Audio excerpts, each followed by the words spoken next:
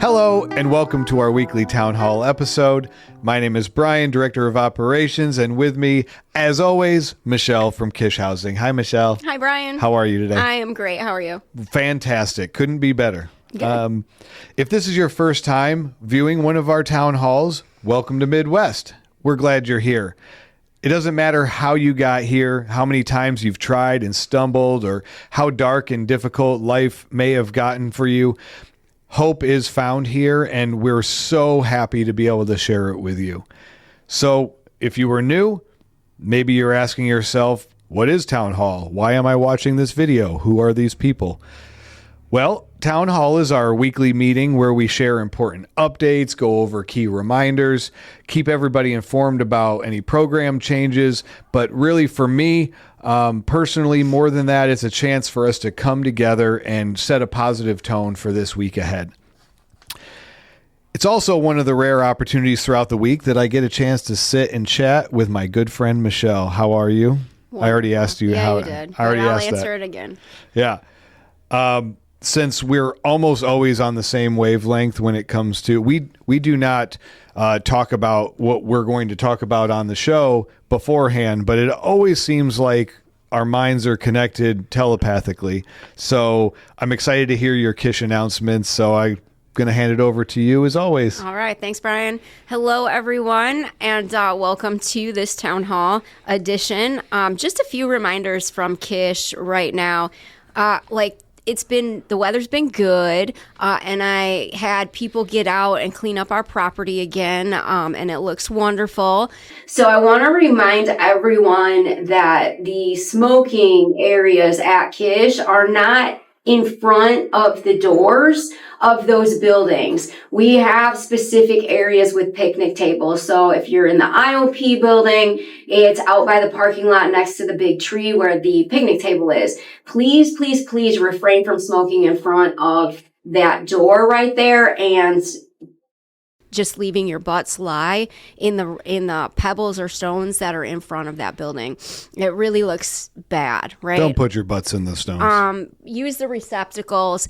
At the PHP building, it's behind the building and the parking lot area where the picnic tables are. At the female building, it's back by the fire pit. And at the OP building, it is where this picnic table is as well. So just make sure that you're being mindful of that and keeping the grounds clean.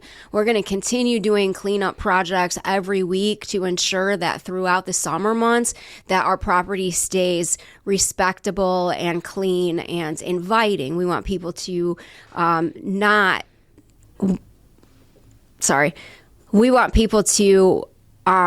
want us to leave the property, leave and go somewhere else.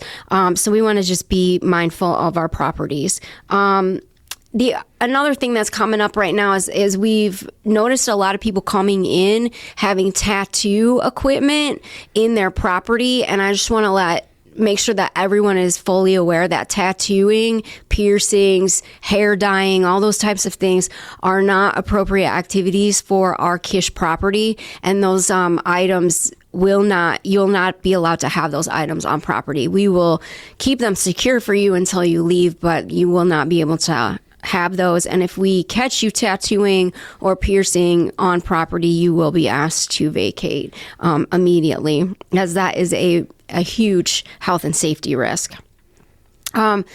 The last thing I really want to remind people of this week is your sign out sheets.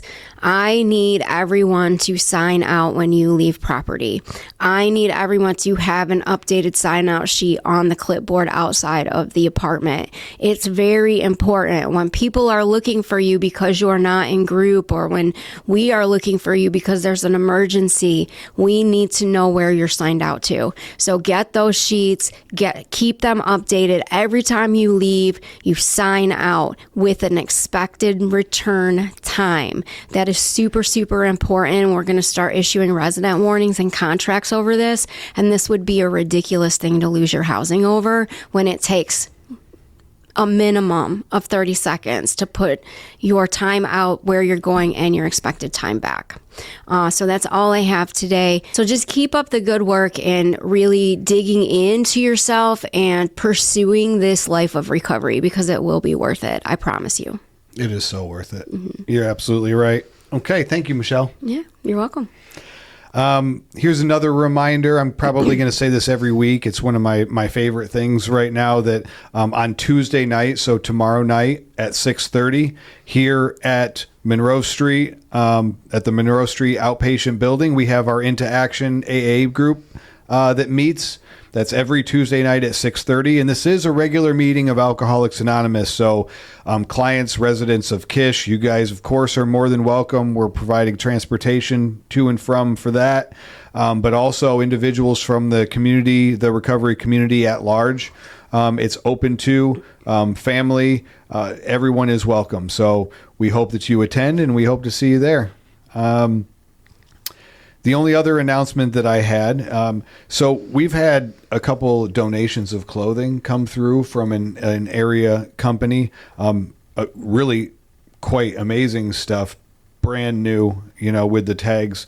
We're really, really blessed and thankful for these donations. I was informed that some individuals that were taking some of these donations have been selling them.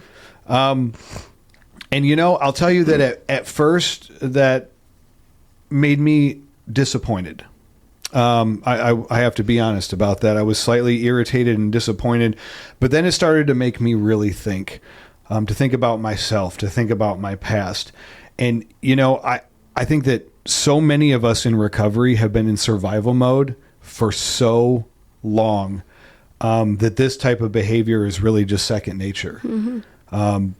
I know what it's like to not have things that I need, things that I want, and having to make moves and stuff to make things happen. And it always seemed like I made things happen, whether that was getting the next one or getting food for the day or cigarettes or whatever it was. And so I thought, we addicts, us in recovery, we're resourceful people. We're intelligent people, I wanted to encourage everybody to really look within and find that resourcefulness and use it for good. If we put half of the energy into our recovery that we put into finding the ways and means to use or get those things we need, there's no way that we can't be successful. So I've changed my perspective. I understand where people are at. So just utilize that resourcefulness, guys, and put it to good use in your recovery. Next, I have a couple shout outs, not specific individuals necessarily, but so last week we had guests from the inpatient, some clients that are currently in our residential level of care over there across town, come and tour the building here and also at Kish to kind of see what it would be like when they finish this part of their journey and enter into outpatient and recovery housing. And I really want to thank everybody. Everyone welcomed them, had kind words to say, shared their experiences with them, what they've gained through this process. And I love how that unfolded, and I really love how recovery works, because this is how we recover, right? Together. And showing people that there is hope.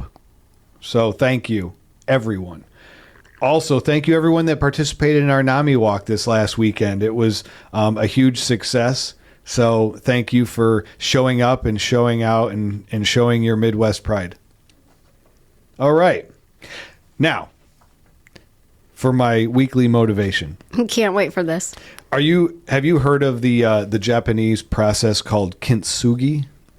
You're going to have to translate that for me. Okay. Kintsugi is, I believe it's called joinery, something joinery. I really don't know that part. But it is the art of putting broken pottery back together, usually like this. So when pottery gets broken in Japanese culture, they put it back together, usually with gold dust or lacquer. And you see the lines of where it was broken before. And it's still beautiful, and even more so maybe than before. So my story this week is about kintsugi, and it goes a little something like this. Okay. A traveler once came to a small village hidden deep in the mountains of Japan. He had heard rumors of a wise man who lived there, someone who could heal suffering with only a few words. The traveler found the old teacher sitting outside a tiny tea house, carefully repairing a cracked bowl with golden lacquer. The traveler bowed and said, "Master, I have ruined my life with drinking. I have hurt people who love me. I have made promises I could not keep. Tell me how to become a good man again." The old teacher didn't answer immediately. Instead, he poured tea into 2 cups. One cup was whole, new, smooth. The other had clearly been broken and repaired many times with veins of gold running through it. The teacher pushed the repaired cup toward the traveler. Embarrassed, the traveler said, "No, master, I want the better one." The old man looked up slowly and said, "This is the better one." The traveler frowned as the teacher ran a finger gently across one of the golden seams. When this bowl was first made, it was beautiful, but untested. Then life dropped it on the floor and it shattered. He paused. Most people think the story ends there. The traveler stared quietly at the cup, but the cup was repaired not by hiding the cracks, not by pretending they never happened. The broken pieces were filled with gold. The traveler whispered, I don't feel filled with gold." The teacher smiled faintly. "No, right now you feel only the cracks." Outside, wind moved through the bamboo, and the teacher continued, "Listen carefully. A man who has never suffered often mistakes comfort for wisdom. A man who has fallen and risen again understands compassion, humility, patience, and gratitude. Your pain does not automatically make you wise, but surviving it honestly can." The traveler lowered his eyes and said, "What if I break again?" The old teacher lifted the cup and took a slow drink. "Then you repair again." The traveler sat silently for a long time, watching steam rise from the tea. For the first time in years, he did not feel like a monster trying to become human again. He felt like a person who had been broken, but one that still held purpose and beauty. Before leaving, he asked the teacher one final question. "How will I know if I'm healing?" The old man looked toward the mountains and said, "When you stop asking how to erase your past and begin asking how to use it to help others." Whew. The moral of that one that I took is that recovery is not the removal of the brokenness we have felt. It's the acceptance and rebuilding from it. The wounds, failures, scars we survive can become the very places where wisdom, empathy, and strength enter our lives. A repaired soul is often more beautiful than one that has never been tested. So, this week, ladies and gentlemen, I want you to look upon your mental and emotional scars as tributes to lessons learned through the struggle and use them to create a beautiful, meaningful life for yourself. And, as always, have a happy, safe, and sober week. Thanks. Bye.